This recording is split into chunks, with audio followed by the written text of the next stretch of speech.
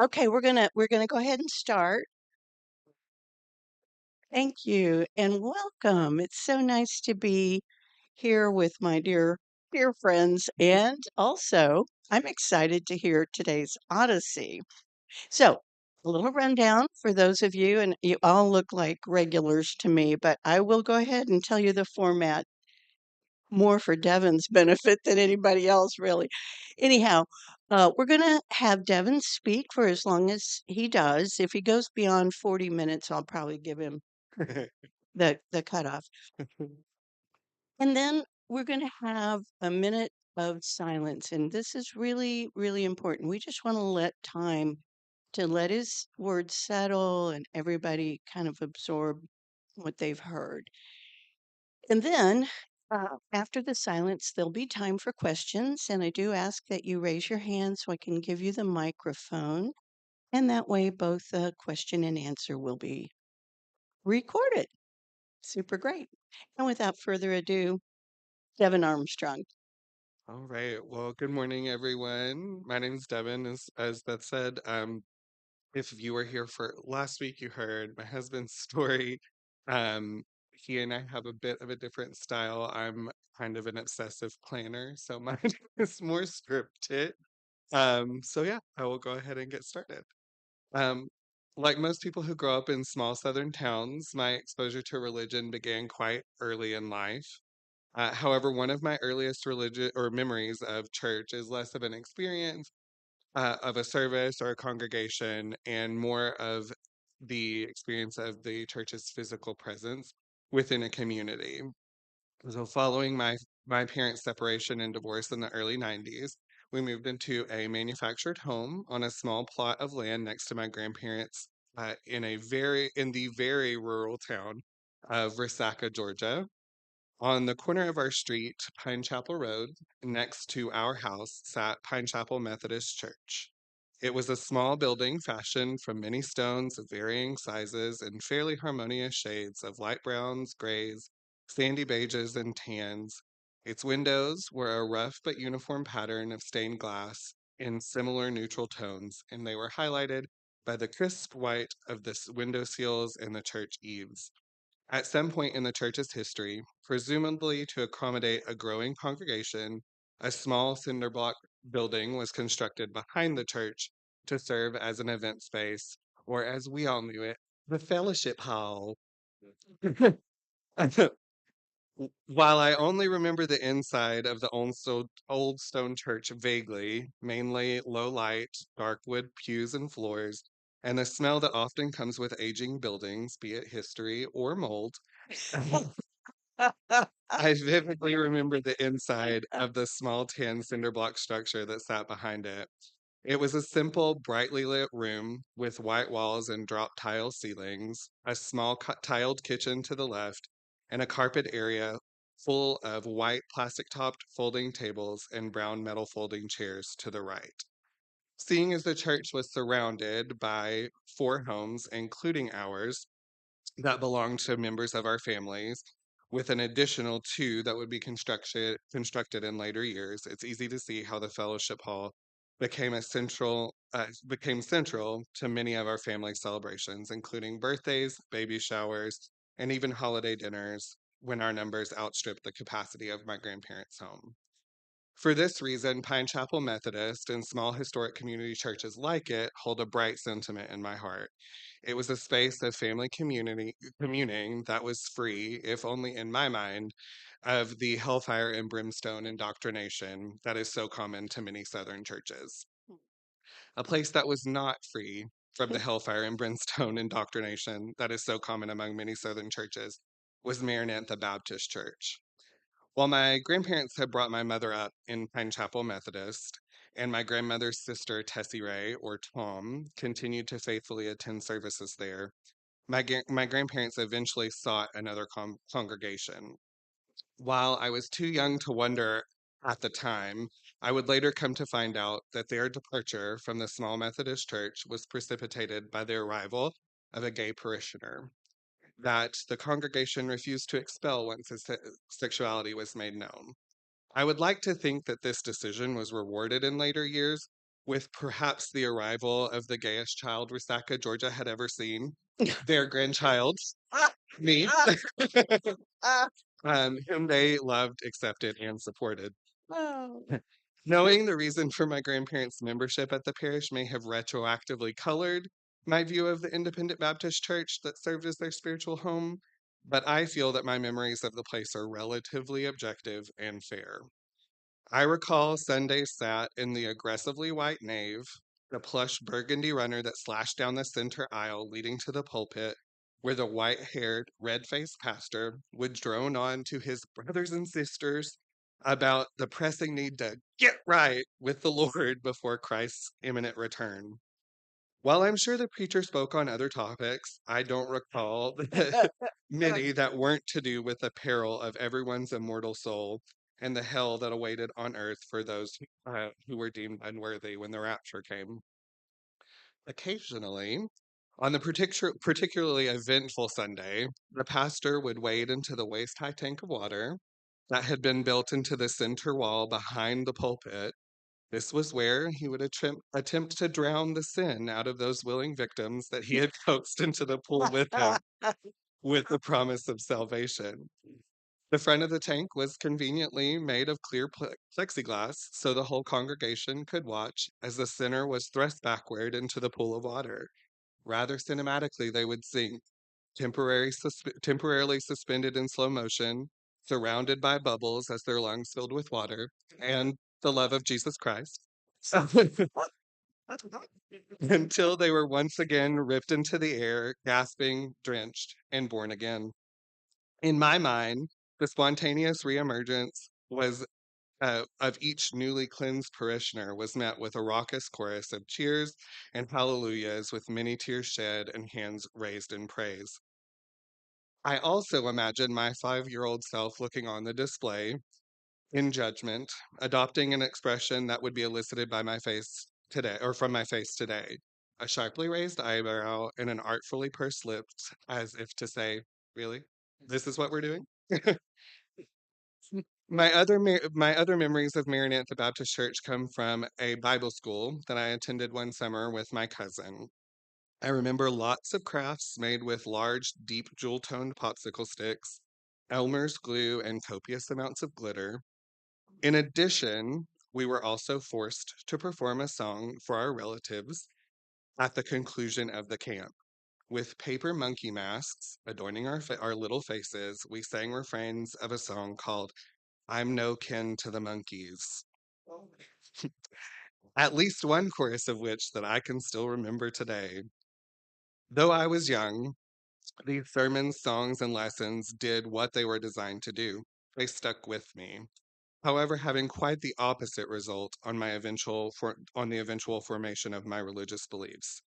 I still hold contempt for this brand of Christianity today, not just because the song and the mask, though I do feel like that's reason enough, but because this brand of Christianity demands blind faith, discouraging independent thought, and often answers hard questions with non-committal phrases like "stay in the Word," that are designed to make the questioner feel as though they lack faith because they have questions and uncertainties. The fear inspired by the constant focus on the wrath of a vengeful God marks congregants of these churches for a lifetime, and in my experience is more prone to inspire judgment of others and hate rather than love and peace.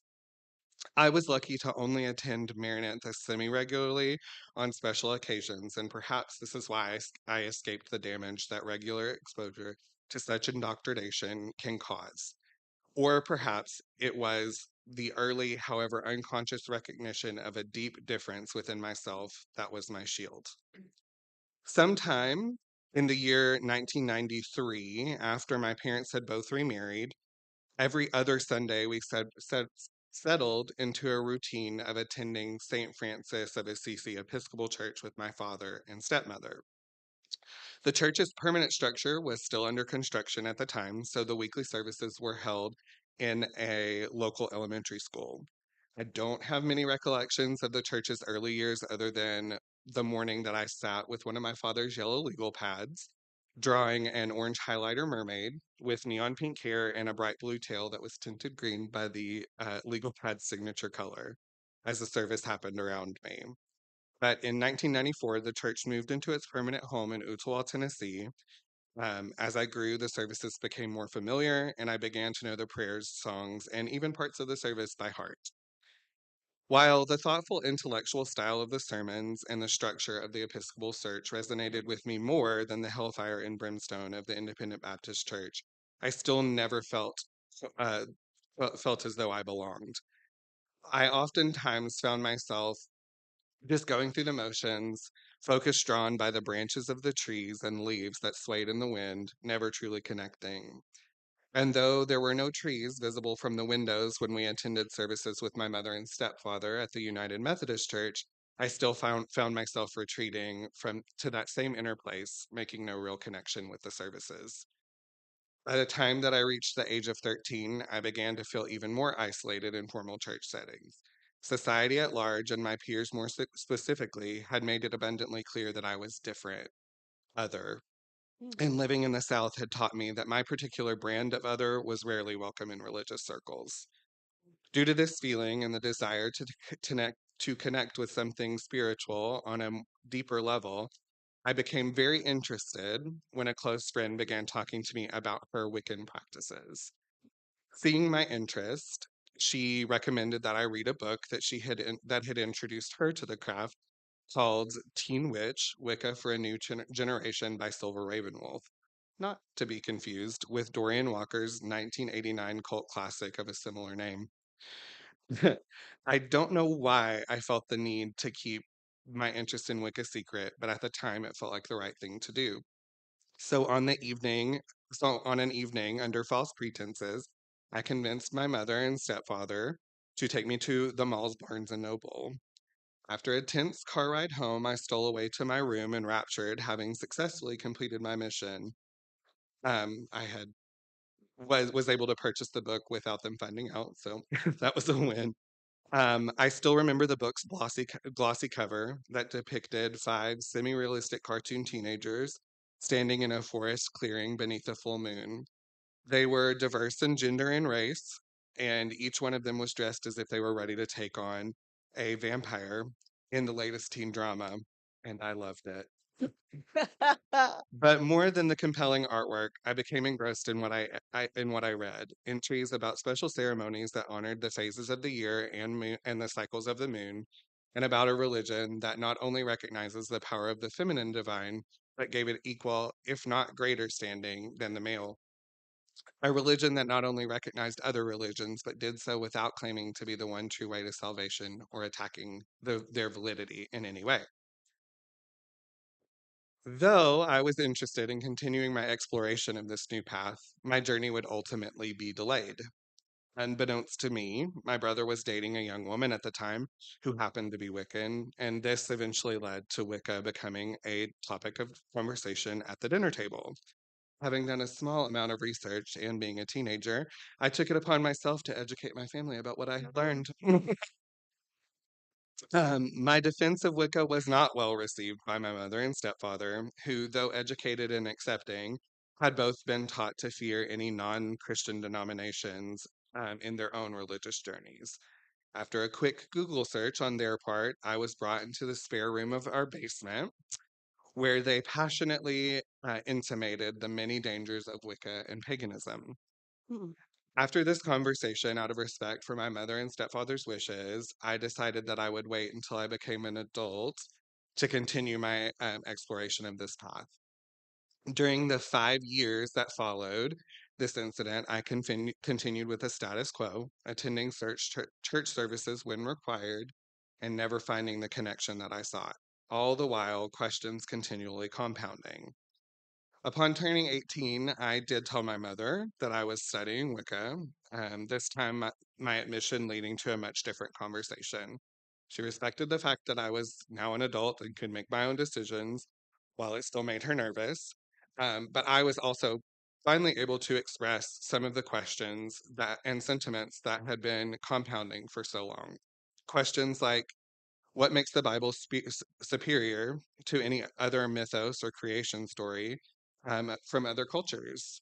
Some of those cultures happening to be older than Christianity, and or their practices being older than Christianity and having similar themes that are found in Christianity.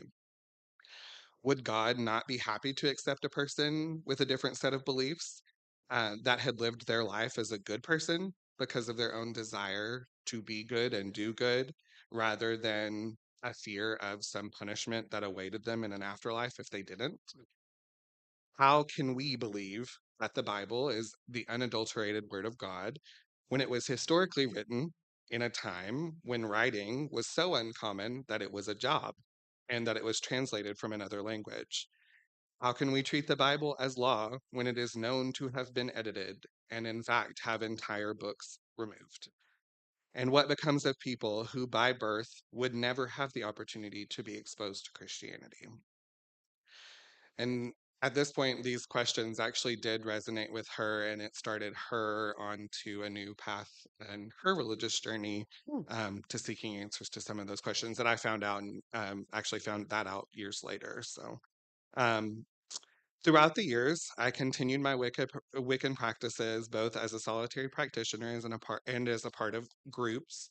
But my religious journey, combined with that of my husband's, would eventually lead me to attend services at All Souls in 2022. We attended services for some time before Jonathan's yearning to reestablish a connection with the Christian liturgy would lead us away for a time. No matter how infrequently we attended or how little we were able to contribute monetarily, All Souls persisted with gentle reminders that we were welcome, phone calls and emails letting us know of upcoming events. So in 2024, Jonathan and I both had a strong urge to be involved in something bigger, a community that actually stood behind its values and principles. So we returned. After our first service back, we tentatively attended the volunteer fair. Uh, that was after the service.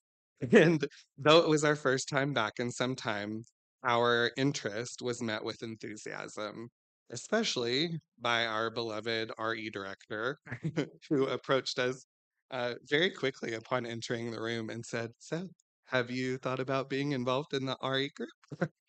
Um, and Jonathan, who had had experience before with religious education, was pretty easy to convince. He also has a penchant for agreeing to things pretty quickly. I, on the other hand, was a little bit more reticent and nervous, so he kept cutting his eyes to me like, I can say yes, right? Um, and I was like, I'll think about it. So we walked around the room having a hushed conversation, and he said, "I really think that we should do this. It's a great way to become more involved in the church." Um, I don't know what it was, if Melanie was just looking for bodies, or if she legitimately saw something in me and us that made her want to ask us. But I am so glad that she did, because that has been one of the biggest drivers for us being here. And it's been such a joy to be involved in the children, teaching the children about you. It's helped me learn a lot more about you, and it's really helped me grow. I feel like when I went into that, I was very tentative and kind of quiet, and I just set off to the side. There was three of us my first class, thank goodness, and I just set off to the side and kind of monitored how many kids that we had and watched what was going on. And now I realized that you don't have to be a mom to have a mom voice. and and I definitely have. I feel like I've come into my own with that. And it's something that I wouldn't trade for the world. So that's where we are now. Thank you so much. So You're let's welcome. let's just okay, we'll thank him at the end, but let's take our minute of silence. Thank you.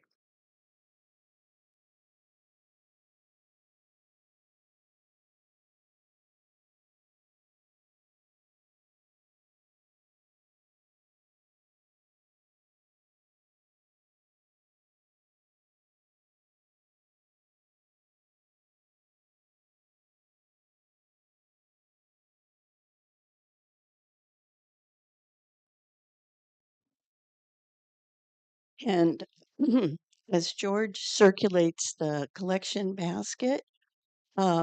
Once again, I appreciate it. If you could raise your hand if you have a question, I'll bring you the mic. And here we go. So I have a comment first, which is I'm like Jonathan. I say yes and then regret it later.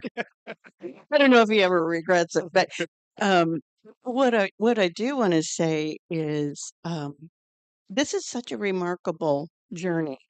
You didn't mention coming out as gay to your parents. You did talk about the Wiccan thing and how they felt you'd strayed from the path. But how did that go? Sure. Yeah. That's a great question. An obsessive planner, I was timing. I read my speech several times and timed it. So which it feels like it may have gone faster, but that is a great question. So when I living in the South and growing up in the 90s, I feel like it's not something that a lot of parents sought to have conversations with their kids about. And I think prior to the 90s, that was probably the case too. Um, and as Jonathan said, or has said before, I'm not sure if he said it in his Odyssey, but there was not at the time a lot of um, gay people in being represented in media. Um, so I didn't know what was going on. I knew that I was different. Again, my peers made sure of that. And then um, the only context in which I had been told or that it had been said to me that I was gay was in a bad context by my peers. So it was really something that I struggled with. But by the time I was 13, I knew pretty well and truly that I was gay. And then by the time I was 15, I came out at school. And then shortly before I turned 16, I did come out to my parents. In the most probably one of the most dramatic way possible. We were supposed to help my grandparents move, and my friend had set me up on a blind date, but I told my mother that I was hanging out with that friend, and she said, "You can hang out with Tiffany anytime you want to. We are helping your grandparents move." And I said, "It can't happen anytime I want to because I'm gay and I'm going on a date." And then I ran up the stairs crying um, into our loft room. And she came and sat beside me and cried. And her tears were not from a place of sadness that I was gay. She had kind of always known. And it was more of out of a fear that I would be hurt. Um, and so we had a long conversation, at the end of which my parents were again divorced at the time. So I called my father and told him, again, sobbing, I called my father and told him that I had just told my mom that I was gay. And he said, "Well, I'm glad that you were finally able to accept that." Uh, Wow. because he actually had a sister who was a lesbian, so it was not a huge shock. While we're here, I would like to add one thing. Right into the mic. I would like to add one thing to this particular part. His stepmother, who is a very practical, no nonsense woman, a brilliant woman, she, during the wedding, when she was married to his father, Devon was three years old, and as he was going down the aisle before them, you were ring bearer, I think. Yeah. She looked at his father and said, "You do know he's gay, right?" So So, it wasn't something that they didn't see coming. But yes, so I was very lucky in the fact that to have loving and accepting parents, both my mother, stepfather, stepmother, and and father were all very accepting. Wow, that's great. Anybody questions? Yes, Carol?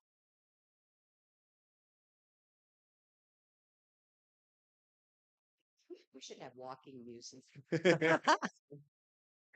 Well, I'm really glad that I got here. Thank you. Thank you. Um, I'm really curious about how you feel connected with the church, with your primary connection being through RE.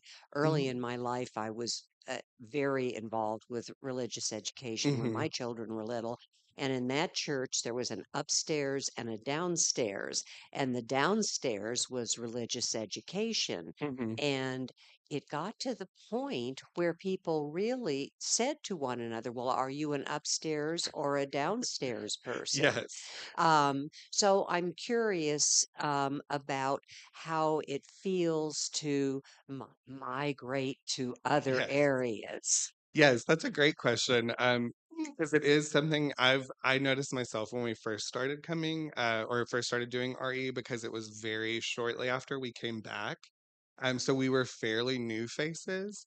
And a majority of the time, like at least twice, two of the times out of the four services of the month, we would be downstairs for a majority of the time. Um, but I feel like um here, so for myself, I sometimes struggle to put my as as outgoing as I seem, I guess. And the jobs and things that I've done, like theater and choir and things like that. I do have a pretty healthy social anxiety, and being around large groups of people can cause me some discomfort and anxiety. So I think the way RE helped, it helped ground me in the church, because obviously you develop a relationship with the children, but then as their parents come to pick them up, or sometimes, we have parents that stay down with us in the classrooms. They see you interacting with the kids, they get to know you that way. So I think that it helped ground me in that way in the church, and it made me want to be a part of the upstairs, as it were. Hmm. And it made me miss not being here on Sundays, and made me want to, not only um to capitalize on the time that I could with the services in the church too. So I think that's how it helped me, is giving me that desire to put myself in the situation where I'd be around, the larger group of people instead of just the kids. Even though they can be more brutal than the adults. I'm lucky our kids are all great. Oh gosh. Okay, so you're the closest, and then Diane and Bill. Um, so when I was in college, by the time I got to college, I had pretty much drifted far away from Christianity Hmm. and was starting to do some exploring. And part of just playing around the classes took a number of religious studies, one of Hmm. them that focused on neo-paganism. Hmm.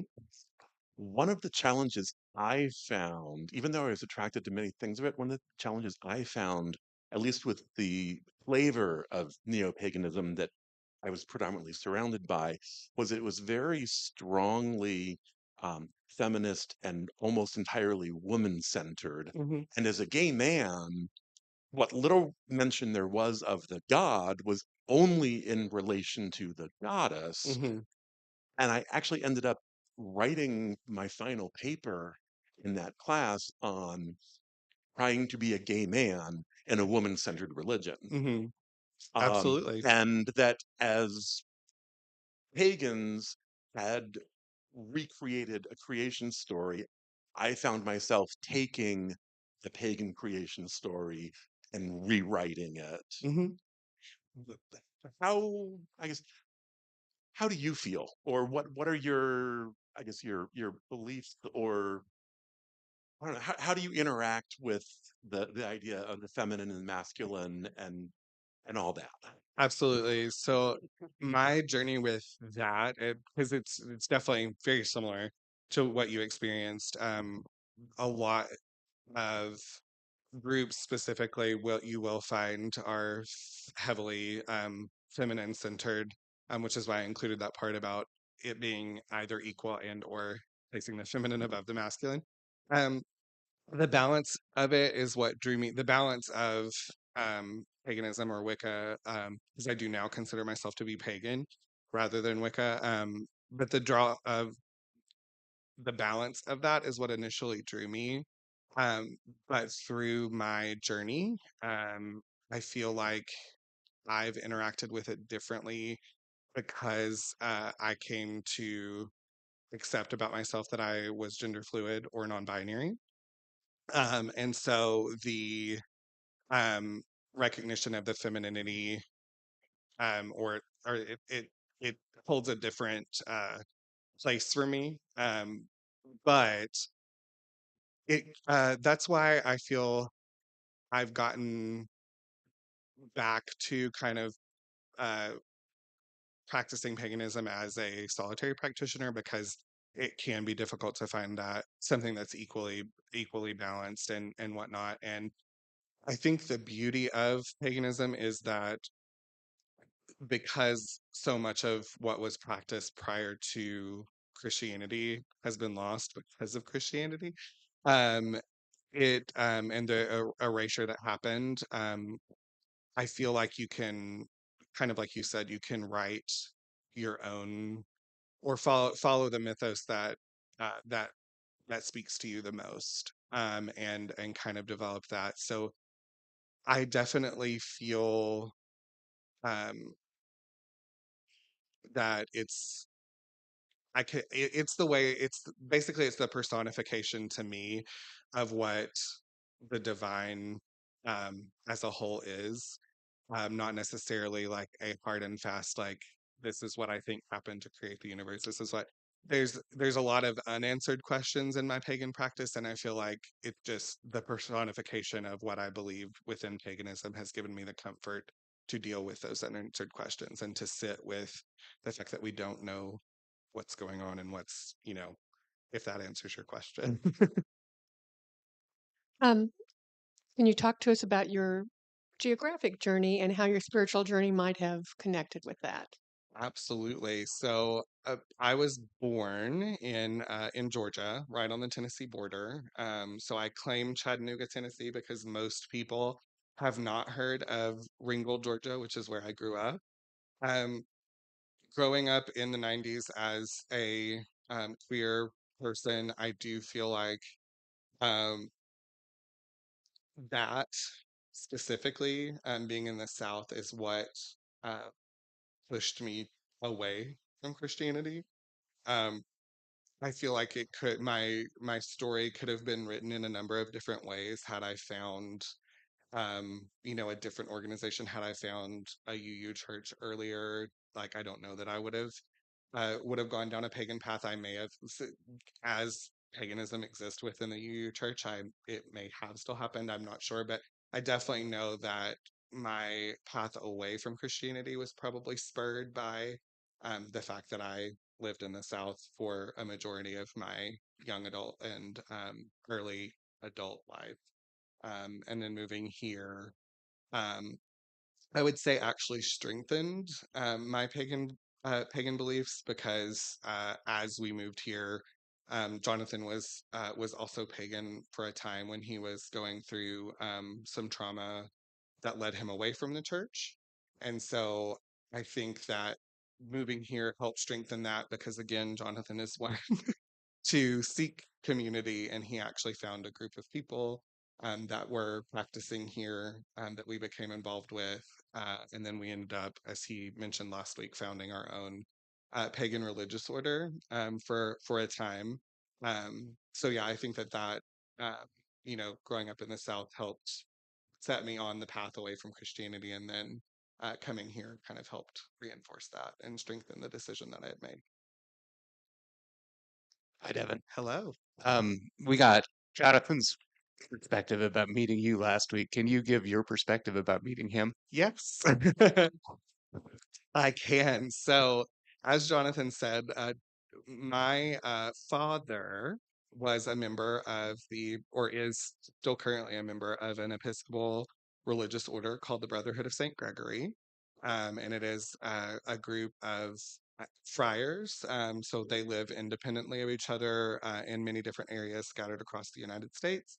But they're all connected by kind of a common belief and practice. And they come together generally twice a year, with smaller groups of them, like regional groups of them, getting together more frequently. So my father had been a member for a couple years. I'm not exactly sure how long before he met Jonathan. And I was spending some time at my dad and stepmom's house one day, and he said, hey, I met this really nice guy that belongs to the Brotherhood of St. Gregory. His name's Jonathan. He told me about him. He told me that he lived in Nashville and that he was a paralegal, that he was very smart. And then he showed me his picture. And I said, all right, that's it. Go ahead and set it up. I'm going to marry that man. I actually said that to my father. And I said, so it's up to you, get it arranged. That was a year before we connected in person.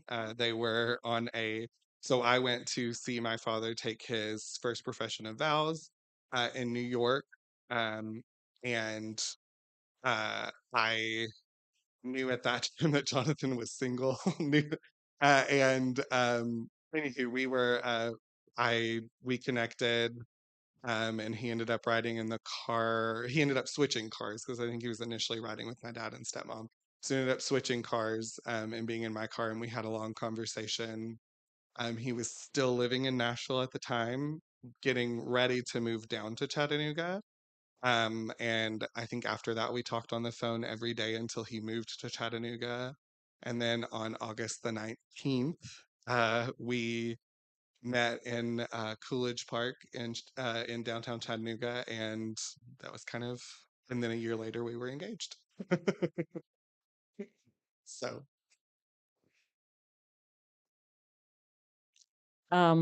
You've answered a bunch of my questions. I just really appreciate how much effort you put into putting this to a clear, what's the word, involved transition and series focusing on where religion was in your life. Um, and I'm glad because I can't remember which of you. I wondered why I saw you again. We're only coming part time because I moved away. I wondered why I saw you again. I thought, well, they disappeared. Why they disappear? And the first time I saw you, I think you were headed downstairs, and I'm mhm. going, oh, they're back. I don't know. Yeah. So thanks for sharing all that because we're missing out. And which one do you remember? I was supposed to be mentor to one of you. I'd have to go It look was through my me. old emails. Yeah, I'm pretty sure it was me. Yeah. Okay. Yeah, All I right. was going to say, Because I thought, I immediately yeah, you were a team, so I just pointed my head. yes, yes.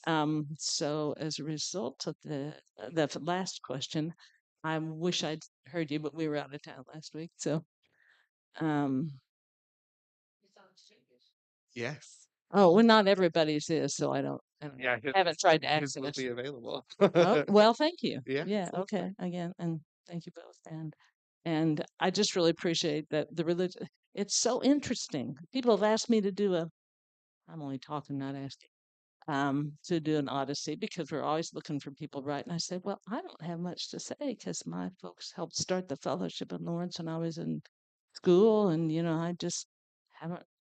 I've just gently questioned a lot of things Hmm. without any resistance. So, Sure.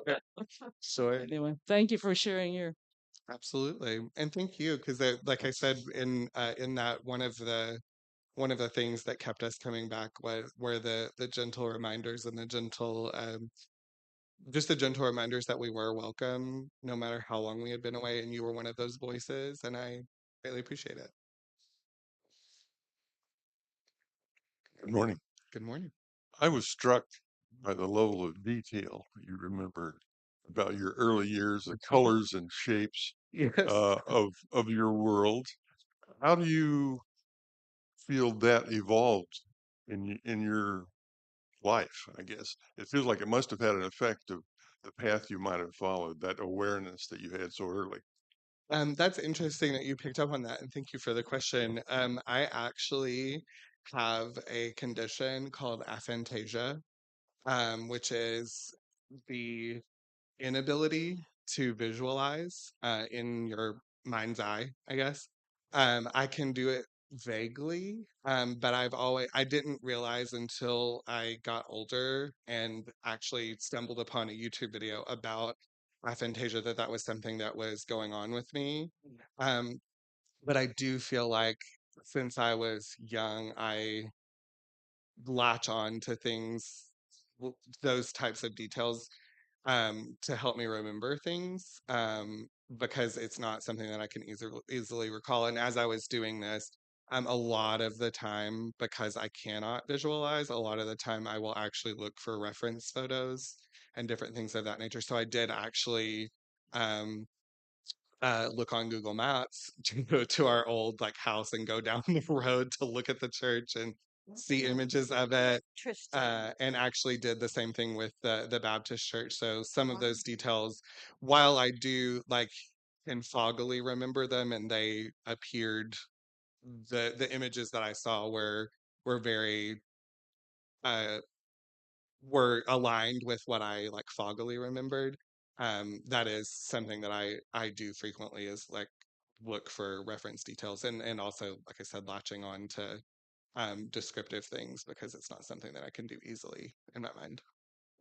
Yeah, of course. I, I am struck by two things, both of your parents. Hmm.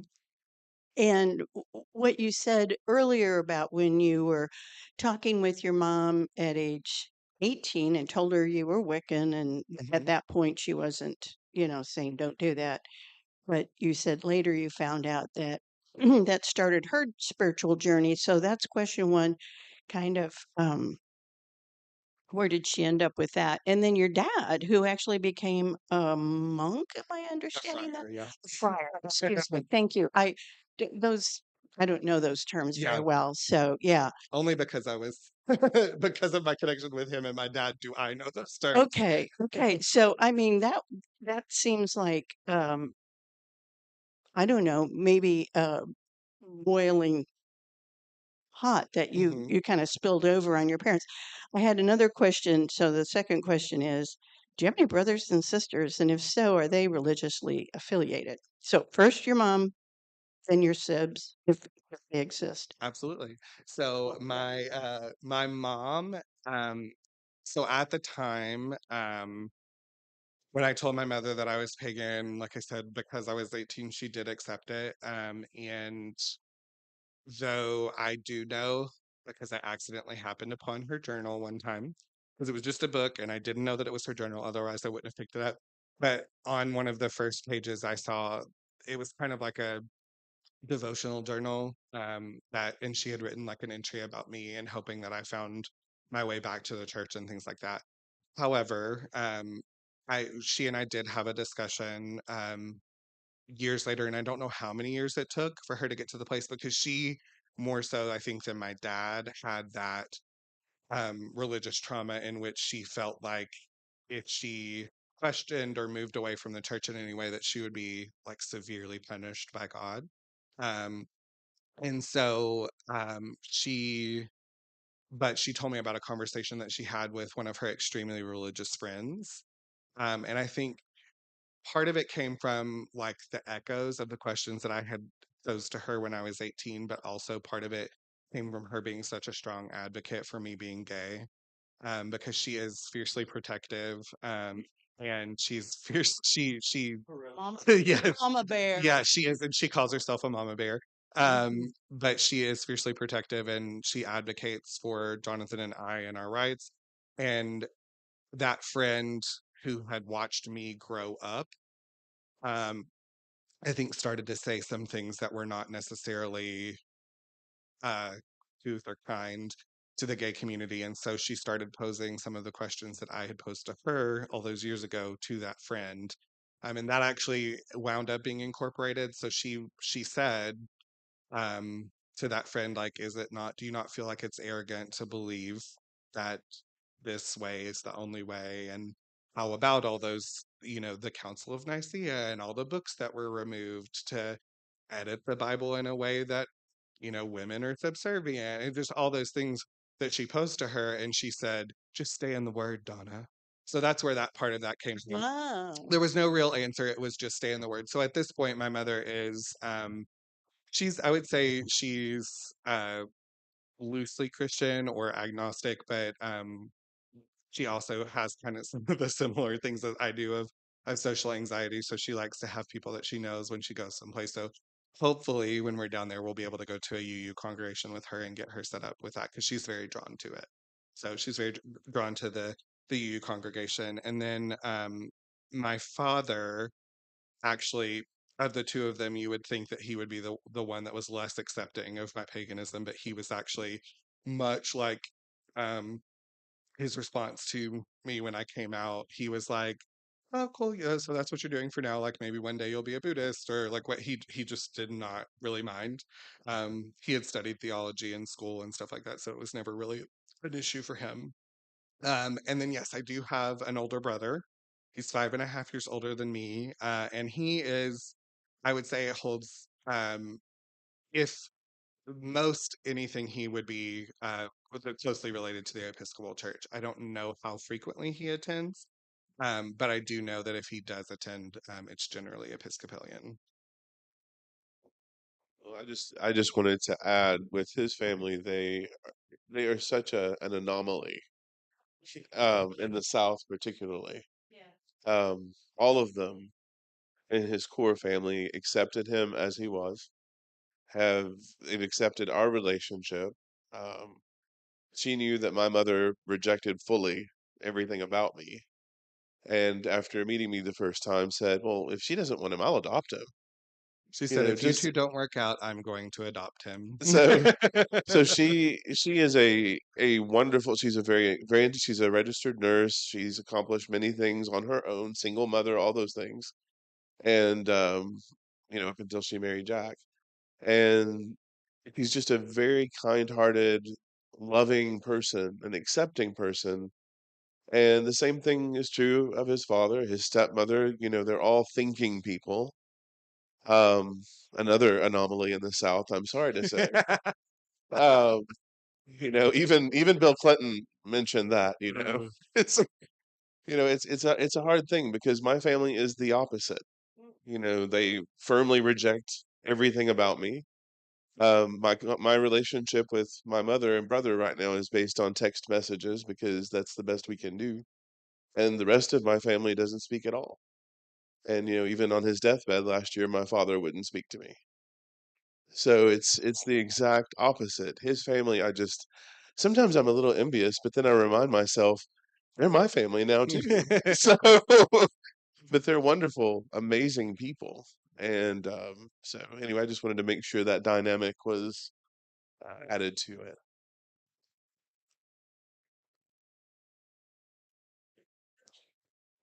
How does the concept of God uh, uh, come in your journey? mhm.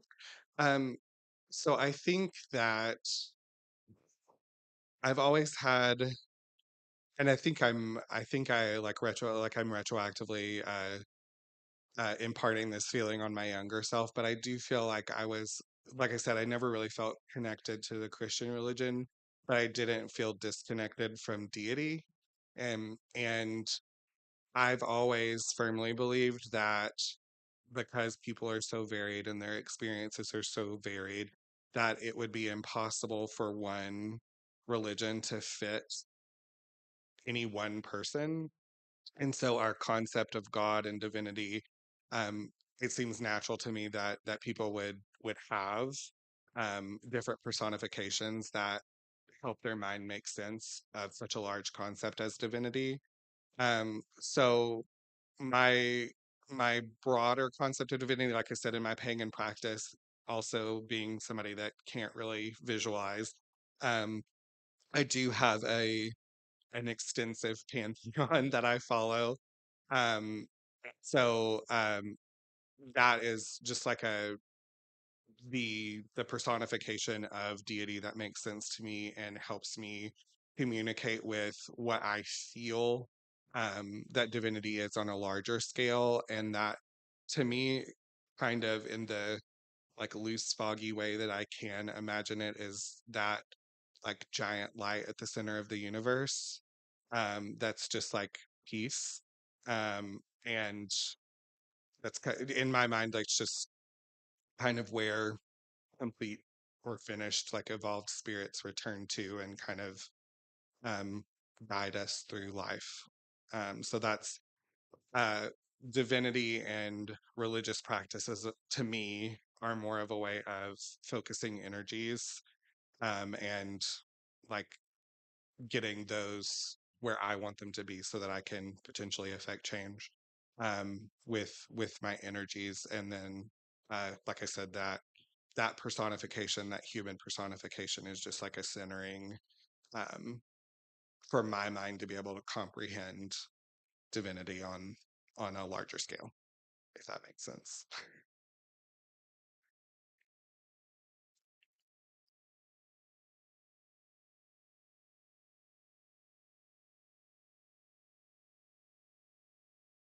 I'm going to ask for a little help with my education. Help me, help me understand how you see Wiccan versus pagan. How do you contrast those? I'm not clear about that. Absolutely. So it's I feel like there's a very fine line. Wicca, I believe, is a little bit more structured and rooted in a specific tradition that came out of England, I believe. My Wiccan history has left me. Was it Crowley? There was, but there. So it's more of a like structured practice, and to me, they don't necessarily focus on a specific pantheon, but rather just the male and female representation of the god and goddess. And so paganism, and why I consider myself pagan now instead of Wicca or Wiccan, is because I do, as we developed our own kind of practice as that religious order, we wrote a lot of our own liturgy. And so we were getting away from like the structure of Wicca and the things that had been established. So it just became more pagan. And also, as I said, I have a very broad pantheon of how deity is represented to me. Um, so I follow like a Celtic pantheon and have a representation of deity for each kind of phase of both the male and female life. So 6 in total, plus an additional one that I picked up because of that one. Um, so that to me is kind of the difference, is that paganism is a little more um, is a little less loosely structured, or a little bit more of what you make of it, and the and leaves a little bit more room for exploration of the different personifications of deity. Hmm. Any other questions? Oh, okay, Diane. Did your Baptist grandparents live long enough to recognize that other in you, and what was That's their a great response? question. Um, so yes, I um, because so my grandparents actually, due to monetary needs and declining health, moved from their home in Resaca, Georgia, where they lived until I was 16, into we moved houses my senior year of high school. They moved in with us. And so at that time, I was out to my parents. We never really sat down and had a conversation about it, at least at that time. My grandfather died when I was 21, um, but I think he knew something was different. I know one time in specific, I actually went out for Halloween dressed as Elphaba from Wicked. So I was a 7 foot tall green witch with a long ponytail and a skirt and all that stuff with high heeled boots. And so they saw me do that, and they were like, "Oh, um, oh, and I was Sarah Palin 1 year, yeah. I think they saw that. You betcha. Uh, but my grandmother, as she was aging, we would help my mother and stepfather care for her. Specifically, a lot of the time when they went out of town to get a break, because she did live for 10 years after my grandfather passed away. And she asked me one time, "Well, who's that man that always comes over here with you?" Which her memory was kind of failing at this point, but she did know, she had met Jonathan before and knew him. But I think she was getting at, like, who is he to you? And I said, "Well, Mima, you've met Jonathan. That's Jonathan. He's my fiance." Because we weren't legally able to be married at the time, so we were just engaged for 5.5 years. Um, but I said, "That's my fiance." And she looked at me and just said, "Good. I'm glad you have somebody that cares for you that way." Wow. So yeah, it was a very special moment to be able to have with her. Way to go, Grandma. Yeah. Well, let's now thank Devon for this absolutely wonderful presentation.